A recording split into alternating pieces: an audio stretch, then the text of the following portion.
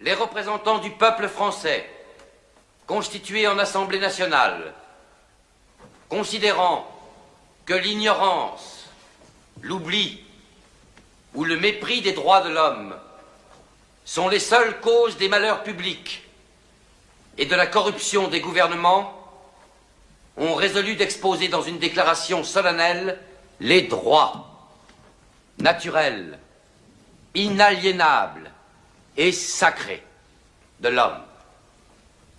Je vous demande de vous lever, messieurs.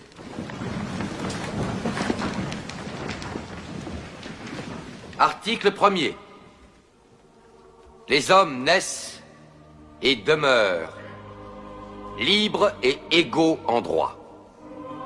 Les distinctions sociales ne peuvent être fondées que sur l'utilité commune. Ces droits sont la liberté, la propriété, la sûreté et la résistance à l'oppression. Le principe de toute souveraineté réside essentiellement dans la nation. La loi n'a le droit de défendre que les activités nuisibles à la société. Tout ce qui n'est pas défendu par la loi ne peut être empêché. La loi est l'expression de la volonté générale.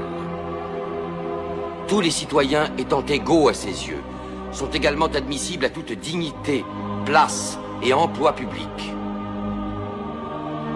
Nul homme ne peut être accusé, arrêté, ni détenu que dans les cas déterminés par la loi.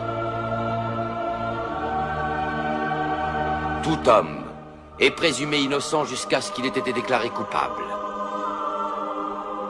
Nul ne doit être inquiété pour ses opinions, même religieuses.